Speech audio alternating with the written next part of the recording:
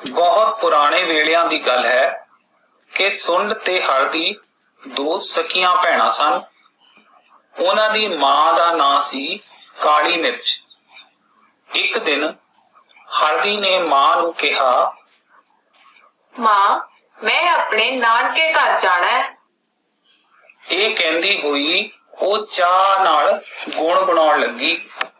ਨਾਨਕੇ ਘਰੇ ਜਾਵਾਂਗੇ, ਲੱਡੂ ਪੇੜੇ ਖਾਵਾਂਗੇ, ਮੋਟੇ ਹੋ ਕੇ ਆਵਾਂਗੇ। ਉਸ ਦੀ ਮਾਂ ਕਾਲੀ ਮਿਰਚ ਨੇ ਉਸ ਨੂੰ ਸਮਝਾਉਂਦਿਆਂ ਆਖਿਆ, ਧੀਏ, ਰਾਹ ਵਿੱਚ ਬੜੀਆਂ ਔਕੜਾਂ ਨੇ। ਜਦੋਂ ਕਦੇ ਤੇਰਾ ਮਾਮਾ ਆਵੇਗਾ ਤਾਂ ਤੂੰ ਉਸਦੇ ਨਾਲ ਚਲੀ ਜਾਵੀਂ। ਤੂੰ ਜੇ ਰਾਹ ਭੁੱਲ ਗਈ ਤਾਂ ਫਿਰ ਕੀ ਕਰੇਂਗੀ? ਪਰ ਹਲਦੀ ਨੇ ਤਾਂ ਨਾਨਕੇ ਘਰ ਜਾਣ ਦੀ ਜਿਵੇਂ ਜ਼ਿੱਦ ਹੀ ਫੜ ਲਈ। ਸੋਚ ਕੇ ਮਾਂ ਨੇ ਸੁੰਡ ਨੂੰ ਕਿਹਾ, ਸੁੰਡ ਧੀਏ, ਇਉਂ ਕਰ, ਤੂੰ ਵੀ ਇਹਦੇ ਨਾਲ ਚਲੀ ਜਾ। ਇੱਕ ਇੱਕ ਤੇ 2 11 ਹੁੰਦੇ ਨੇ। ਰਾਹ ਵਿੱਚ ਸਾਥ ਰਹੇਗਾ। ਲੰਮਾ ਪੈਂਡਾ ਏ, ਰਾਹ ਵਿੱਚ ਦਰਿਆ ਵੀ ਪੈਂਦਾ ਏ।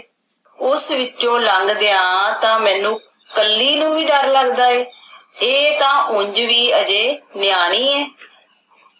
ਪਰ ਸੁੰਡ ਦੀ ਹਲਦੀ ਨਾਲ ਐਵੇਂ ਹੀ ਅਣਿਆਣਿਆਂ ਵਾਂਗ ਨਿੱਕੀ ਨਿੱਕੀ ਗੱਲ ਉੱਤੇ ਵੀ ਨੋਕ ਝੋਕ ਹੁੰਦੀ ਰਹਿੰਦੀ ਸੀ।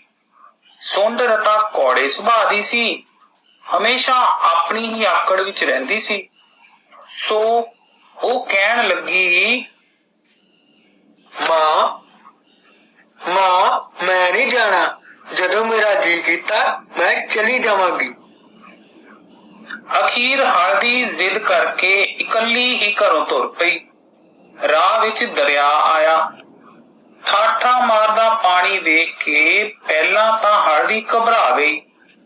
ਫਿਰ ਉਹਨੇ ਹੌਸਲਾ ਕਰਕੇ ਦਰਿਆ ਨੂੰ ਕਿਹਾ, ਦਰਿਆ ਬਾਬਾ, ਰਾਹ ਦੇ, ਮੈਨੂੰ ਪਾਰ ਲੰਘਾ ਦੇ। ਦਰਿਆ ਨੇ ਹਲਦੀ ਨੂੰ ਕਿਹਾ, ਮੈਂ ਤੈਨੂੰ ਰਾਹ ਤਾਂ ਦੇ ਦੇਵਾਂਗਾ, ਪਰ ਤੂੰ ਪਹਿਲੋਂ ਉਹ ਸਾਹਮਣੇ ਪਏ ਕੁਝ ਪੱਥਰ ਚੁੱਕ ਲਿਆ ਤਾਂ ਜੋ ਪਿੱਛੋਂ ਆਉਣ ਵਾਲੇ ਮੁਸਾਫਰਾਂ ਲਈ ਵੀ ਇੱਕ ਪੁਲ ਬਣ ਜਾਵੇ। ਹਲਦੀ ਮੰਨ ਗਈ ਤੇ ਨੇੜੇ ਹੀ ਪਏ ਪੱਥਰ ਢੋ ਕੇ ਲਿਆਉਣ ਲੱਗੀ। ਇੰਜ ਹੌਲੀ ਹੌਲੀ ਦਰਿਆ ਉੱਤੇ ਇੱਕ ਪੁਲ ਬਣ ਗਿਆ ਅਤੇ ਹਲਦੀ ਉਸ ਪੁਲ ਉੱਤੋਂ ਦੀ ਦਰਿਆ ਤੋਂ ਪਾਰ ਲੰਘ ਗਈ। ਦਰਿਆ ਤੋਂ ਪਾਰ ਜਾ ਕੇ ਹਲਦੀ ਕੁਝ ਚਿਰ ਆਰਾਮ ਕਰਨ ਲਈ ਇੱਕ ਰੁੱਖ ਦੀ ਛਾਵੇਂ ਲੇਟ ਗਈ ਤੇ ਸੌਂ ਗਈ। ਜਦੋਂ ਉਸਨੂੰ ਜਾਗ ਆਈ ਤਾਂ ਉਸਦਾ ਥਕੇਵਾਂ ਤਾਂ ਲੱਥ ਚੁੱਕਾ ਸੀ, ਪਰ ਉਸਨੂੰ ਬਹੁਤ ਭੁੱਖ ਲੱਗੀ ਹੋਈ ਸੀ। ਆਸੇ ਪਾਸੇ ਦੇਖਦਿਆਂ ਉਹਦੀ ਨਜ਼ਰ ਬੇਰੀ ਉੱਤੇ ਜਾ ਪਈ, ਜਿਸ ਉੱਤੇ ਸੂਹੇ ਸੂਹੇ ਬੇਰ ਲੱਗੇ ਹੋਏ ਸਨ। ਹਲਦੀ ਨੇ ਬੇਰੀ ਅੱਗੇ ਤਰਲਾ ਕੀਤਾ, ਬੇਰੀ ਮਾਸੀ, ਬੇਰ ਦੇ। ਮੈਂ ਹਾਂ ਤੇਰੀ ਧੀ ਧਿਆਣੀ, ਪਰ ਇਸ ਵੇਲੇ ਭੁੱਖੀ ਪਾਣੀ। ਬੇਰੀ ਨੇ ਹਲਦੀ ਨੂੰ ਕਿਹਾ, ਧੀਏ, ਪਹਿਲਾਂ ਮੇਰੇ ਹੇਠੋਂ ਸਾਰੇ ਕੰਡੇ ਹੂੰਝ ਦੇ, ਫਿਰ ਮੈਂ ਤੈਨੂੰ ਖਾਣ ਲਈ ਲਾਲ ਸੂਹੇ ਬੇਰ ਦੇਵਾਂਗੀ। ਕਿਉਂ ਜੋ ਹੁਣੇ ਪਿੰਡ ਦੇ ਬੱਚਿਆਂ ਨੇ ਮੇਰੇ ਬੇਰ ਖਾਣਾ ਨੇ, ਉਹਨਾਂ ਦੇ ਪੈਰਾਂ ਵਿੱਚ ਮੇਰੇ ਹੇਠਾਂ ਖਿਲਰੇ ਕੰਡੇ ਪੁੱਟ ਜਾਣਗੇ। ਹਲਦੀ ਨੇ ਇੱਕ ਟਾਹਣੀ ਲੈ ਕੇ ਬੇਰੀ ਹੇਠਾਂ ਬੁਹਾਰੀ ਫੇਰ ਕੇ ਸਾਰੇ ਕੰਡੇ ਗੂੰਜ ਕੇ ਇੱਕ ਪਾਸੇ ਢੇਰੀ ਲਾ ਦਿੱਤੀ। ਫਿਰ ਬੇਰੀ ਨੇ ਉਸ ਨੂੰ ਆਪਣੇ ਮਿੱਠੇ ਤੇ ਸੂਹੇ ਬੇਰ ਖਾਣ ਵਾਸਤੇ ਦਿੱਤੇ। ਹਲਦੀ ਨੇ ਬੇਰ ਖਾਧੇ ਤੇ ਉੱਥੋਂ ਅੱਗੇ ਚਲੀ ਗਈ। ਤਕਾਲਾਂ ਵੇਲੇ ਉਹ ਪਿੰਡ ਦੇ ਬਾਹਰਵਾਰ ਦਾਣੇ ਭੁੰਨਣ ਵਾਲੀ ਭੱਠੀ ਕੋਲੋਂ ਦੀ ਲੰਘੀ। ਇੱਕ ਮਾਈ ਭੱਠੀ ਵਿੱਚ ਦਾਣੇ ਭੁੰਨ ਰਹੀ ਸੀ। ਹਲਦੀ ਨੇ ਮਾਈ ਕੋਲੋਂ ਦਾਣੇ ਮੰਗੇ। ਕਹਿਣ ਲੱਗੀ, ਮਾਸੀ ਮਾਸੀ, ਮੈਨੂੰ ਦਾਣੇ ਦੇ, ਤੇਰੀ ਭਣੇਵੀਂ ਨੂੰ ਬਹੁਤ ਭੁੱਖ ਲੱਗੀ ਏ। ਭੱਠੀ ਵਾਲੀ ਮਾਈ ਨੇ ਹਲਦੀ ਨੂੰ ਦਿਲਾਸਾ ਦਿੰਦੇ ਹੋਏ ਕਿਹਾ, ਪਹਿਲਾਂ ਮੇਰੀ ਭੱਠੀ ਦੇ ਆਲੇ ਦੁਆਲੇ ਦੀ ਥਾਂ ਸਾਫ਼ ਕਰ ਦੇ ਤੇ ਭੱਠੀ ਵਿੱਚ ਹੋਰ ਝੋਕਾ ਲਾ ਦੇ। ਹਲਦੀ ਤੇ ਭੱਠੀ ਦਾ ਆਲਾ ਦੁਆਲਾ ਸਾਫ਼ ਕੀਤਾ ਤੇ ਕੱਖ ਕਾਣ ਦੀ ਇੱਕ ਪਾਸੇ ਢੇਰੀ ਲਾ ਉਸੇ ਕੱਖ ਕਾਣ ਵਿੱਚੋਂ ਇੱਕ ਝੋਕਾ ਭੱਠੀ ਵਿੱਚ ਲਾਇਆ। ਭੱਠੀ ਵਾਲੀ ਮਾਈ ਨੇ ਹਲਦੀ ਨੂੰ ਲੱਪ ਦਾਣਿਆਂ ਦੀ ਦਿੱਤੀ। ਦਾਣੇ ਲੈ ਕੇ ਹਲਦੀ ਅੱਗੇ ਤੁਰ ਪਈ। ਅਖੀਰ ਹਲਦੀ ਆਪਣੇ ਨਾਨਕੇ ਪਿੰਡ ਲੂਣਪੁਰ ਜਾ ਪਹੁੰਚੀ। ਉੱਥੇ ਉਹ ਸਭਨਾਂ ਰਿਸ਼ਤੇਦਾਰਾਂ ਨੂੰ ਪਿਆਰ ਮੁਹੱਬਤ ਨਾਲ ਮਿਲੀ।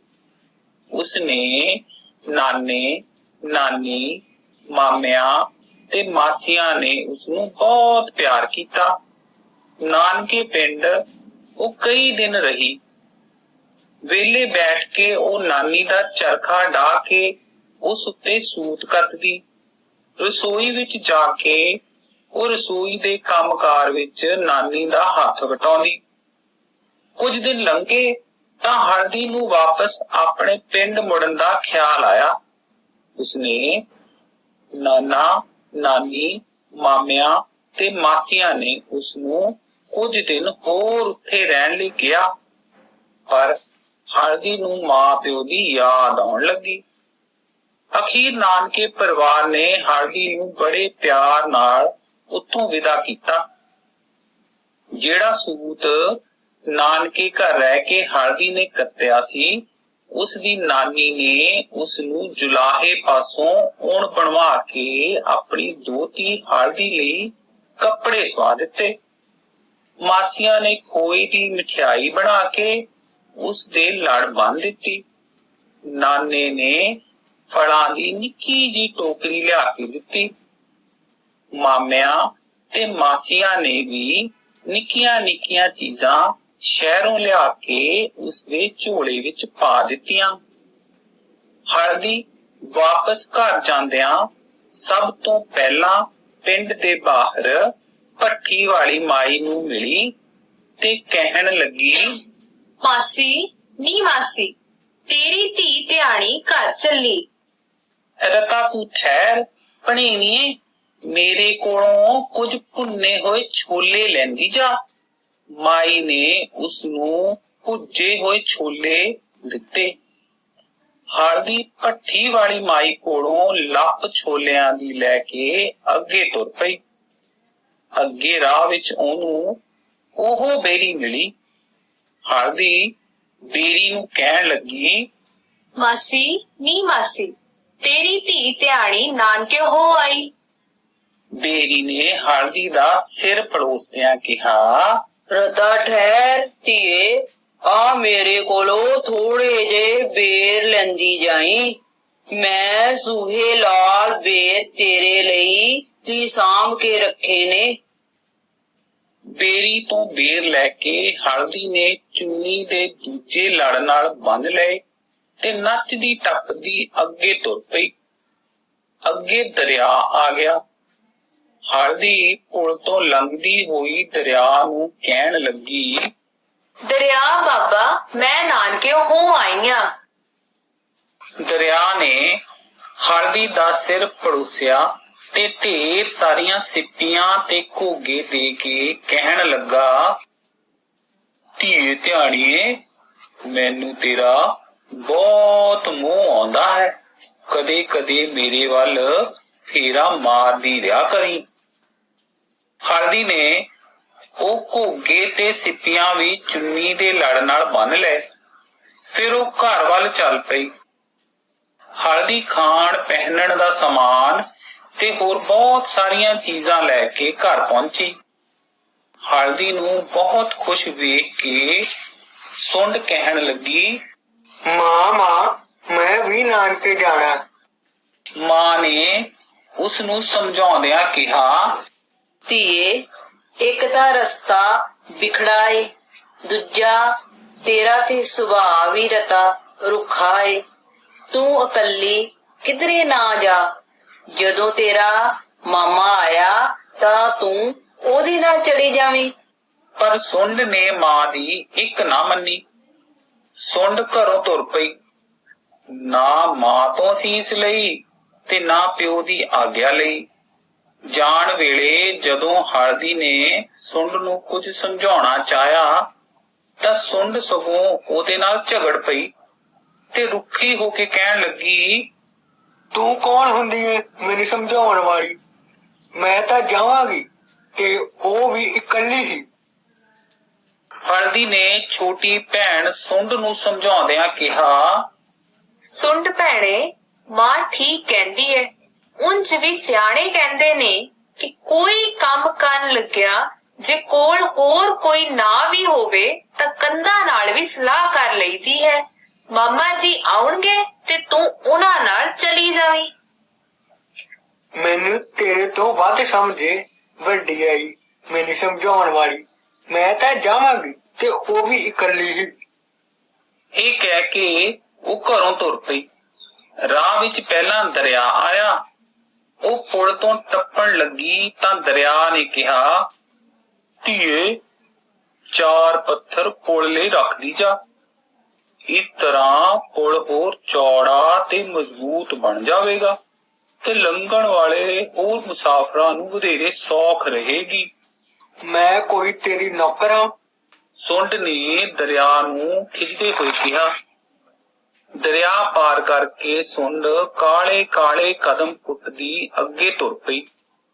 ਅੱਗੇ ਰਾਹ ਵਿੱਚ ਉਹ ਬੇਰੀ ਆਈ। ਸੁੰਡ ਨੂੰ ਬਹੁਤ ਭੁੱਖ ਲੱਗੀ ਹੋਈ ਸੀ। ਉਹ ਬੇਰੀ ਨੂੰ ਜ਼ੋਰ ਦੀ ਹਲੂਣਾ ਦੇਣ ਲੱਗੀ। ਸੁੰਡ ਨੂੰ ਇਹ ਕਰਦਿਆਂ ਵੇਖ ਬੇਰੀ ਨੇ ਕਿਹਾ, ਧੀਏ, ਜੇ ਤੂੰ ਤਾਜ਼ੇ ਤੇ ਮਿੱਠੇ ਬੇਰ ਖਾਣਾ ਚਾਹੁੰਦੀ ਏ ਤਾਂ ਪਹਿਲਾਂ ਮੇਰੇ ਹੇਠ ਬੁਹਾਰੀ ਦੇ ਤੇ ਕੰਡੇ ਉਂਝ ਦੇ। ਹੁਣੇ ਪਿੰਡੋਂ ਬੱਚੇ ਮੇਰੇ ਬੇਰ ਖਾਣ ਆਉਣਗੇ ਤਾਂ ਇਹ ਕੰਡੇ ਉਹਨਾਂ ਦੇ ਪੈਰਾਂ ਵਿੱਚ ਚੁੱਭਣਗੇ। ਪਰ ਸੁੰਡ ਨੇ ਬੇਰੀ ਦੀ ਇੱਕ ਨਾ ਸੁਣੀ। ਉਹ ਬੇਰੀ ਦੇ ਟਾਹਣਿਆਂ ਨੂੰ ਹਲਾਉਂਦੀ ਰਹੀ, ਪਰ ਮੰਦੇ ਭਾਗਾਂ ਨੂੰ ਇੱਕ ਵੀ ਬੇਰ ਹੇਠਾਂ ਨਾ ਡਿੱਗਿਆ। ਤੁਰਦੀ ਤੁਰਦੀ ਸੁੰਡ ਭੱਠੀ ਕੋਲ ਪਹੁੰਚੀ। ਭੱਠੀ ਵਿੱਚ ਕੁਝ ਦਾਣੇ ਪਏ ਵੇਖ ਕੇ ਬਿਨਾਂ ਪੁੱਛੇ ਇੱਕ ਲੱਪ ਦਾਣਿਆਂ ਦੀ ਭਰ ਲਈ। ਉਸਨੇ ਭੱਠੀ ਵਾਲੀ ਦੀ ਇੱਕ ਨਾ ਸੁਣੀ। ਜਾਣ ਵੇਲੇ ਸੁੰਡ ਨੂੰ ਭੱਠੀ ਵਾਲੀ ਨੇ ਕਿਹਾ, ਤੂੰ ਮੁਫਤ ਖਾਣ ਹਿਲੀ ਹੋਈ ਏ, ਪਛਤਾਏਂਗੀ। ਤੈਨੂੰ ਕੀ, ਤੂੰ ਸੜਦੀ ਰਹਿ, ਭੁੱਜਦੀ ਰਹਿ। ਇਹ ਕਹਿ ਕੇ ਸੁੰਡ ਅੱਗੇ ਲੰਘ ਗਈ। ਅਖੀਰ ਸੁੰਡ ਨਾਨਕੇ ਪਹੁੰਚੀ। ਕਿਸੇ ਨਾਲ ਸਿੱਧੇ ਮੂੰਹ ਗੱਲ ਨਾ ਕੀਤੀ, ਨਾ ਸੁੱਖ ਦੁੱਖ ਪੁੱਛਿਆ। ਉਹ ਓਪਰੀ ਜਿਹੀ ਬਣ ਕੇ ਆਖੜ ਵਿਖਾਉਂਦੀ ਤੇ ਸਭ ਤੋਂ ਪਰੇ ਪਰੇ ਰਹਿੰਦੀ। ਉਸਨੇ ਕਦੇ ਵੀ ਕਿਸੇ ਦੀ ਕੋਈ ਗੱਲ ਨਾ ਮੰਨੀ। ਚਰਖਾ ਕੱਤਣਾ ਤਾਂ ਇੱਕ ਪਾਸੇ ਰਿਹਾ, ਉਸਨੇ ਲੱਤ ਮਾਰ ਕੇ ਚਰਖਾ ਹੀ ਤੋੜ ਦਿੱਤਾ। ਕੁਝ ਦਿਨਾਂ ਮਗਰੋਂ ਜਦੋਂ ਸੁੰਡ ਨੇ ਵਾਪਸ ਜਾਣ ਦੀ ਇੱਛਾ ਪ੍ਰਗਟ ਕੀਤੀ ਤਾਂ ਉਸ ਨੂੰ ਕਿਸੇ ਨੇ ਰੁਕਣ ਲਈ ਜ਼ੋਰ ਨਾ ਪਾਇਆ। ਸਗੋਂ ਉਸਦੇ ਜਾਣ ਤੇ ਅੰਦਰੋਂ ਅੰਦਰ ਸਭ ਖੁਸ਼ ਸਨ। ਨਾਨਕਿਆਂ ਨੇ ਸੁੰਡ ਨੂੰ ਤੁਰਨ ਵੇਲੇ ਨਾ ਕੱਪੜੇ ਦਿੱਤੇ, ਨਾ ਫਲ, ਨਾ ਮਠਿਆਈ। ਸੁੰਡ ਖਿੱਝ ਕੇ ਲੜ ਪਈ ਅਤੇ ਆਪਣੇ ਘਰ ਵੱਲ ਨੂੰ ਵਾਪਸ ਮੁੜ ਪਈ। ਵਾਪਸ ਮੁੜਦਿਆਂ ਰਾਹ ਵਿੱਚ ਭੱਠੀ ਆਈ। ਜਦੋਂ ਸੁੰਡ ਉਹਦੇ ਕੋਲੋਂ ਦੀ ਲੰਘਣ ਲੱਗੀ ਤਾਂ ਭੱਠੀ ਵਾਲੀ ਨੇ ਉਸ ਨੂੰ ਬੁਲਾਇਆ ਤੱਕ ਨਾ। ਖਿੱਚਦੀ ਖੱਪਦੀ ਸੁੰਡ ਅੱਗੇ ਤੁਰ ਪਈ। ਜਦੋਂ ਉਹ ਬੇਰੀ ਕੋਲ ਪੁੱਜੀ ਤਾਂ ਜਿਸ ਬੇਰੀ ਨੇ ਹਲਦੀ ਨੂੰ ਸੂਹੇ ਸੂਹੇ ਬੇਰ ਦਿੱਤੇ ਸਨ, ਉਸ ਨੇ ਇਸ ਨੂੰ ਕੁਝ ਵੀ ਨਾ ਦਿੱਤਾ, ਸਗੋਂ ਸੁੰਡ ਦੇ ਪੈਰਾਂ ਵਿੱਚ ਕੰਡੇ ਚੁੱਭ ਗਏ। ਫਿਰ ਸੁੰਡ ਦਰਿਆ ਦੇ ਕੋਲ ਪਹੁੰਚੀ। ਜਦੋਂ ਉਹ ਪੁਲ ਤੋਂ ਲੰਘ ਰਹੀ ਸੀ ਤਾਂ ਦਰਿਆ ਦਾ ਪਾਣੀ ਚੜ ਗਿਆ। ਪਾਣੀ ਦੀਆਂ ਛੱਲਾਂ ਪੁਲ ਨੂੰ ਵੀ ਛੂ ਰਹੀਆਂ ਸਨ। ਸੁੰਡ ਮਸਾਂ ਮਸਾਂ ਬਚੀ। ਜਦੋਂ ਸੁੰਡ ਖਾਲੀ ਹੱਥ ਘਰ ਪਹੁੰਚੀ ਤਾਂ ਉਹ ਟੁਸਕਣ ਲੱਗੀ। ਉਹ ਸੋਚਦੀ ਰਹੀ ਤੇ ਫਿਰ ਮਾਂ ਨੂੰ ਪੁੱਛਣ ਲੱਗੀ, ਹਲਦੀ ਕੋਲ ਅਜਿਹਾ ਕੀ ਏ ਕਿ ਉਹਨੂੰ ਸਾਰੀਆਂ ਕੋਲੋਂ ਇੰਨਾ ਪਿਆਰ ਤੇ ਢੇਰ ਸਾਰੀਆਂ ਚੀਜ਼ਾਂ ਮਿਲੀਆਂ ਹਨ। ਮਾਂ ਨੇ ਕਿਹਾ, ਹਲਦੀ ਕੋਲ ਪਿਆਰ ਏ, ਉਹ ਹਰ ਕਿਸੇ ਦੇ ਕੰਮ ਆਉਂਦੀ ਏ, ਸਭ ਦਾ ਹੱਥ ਵਟਾਉਂਦੀ ਏ।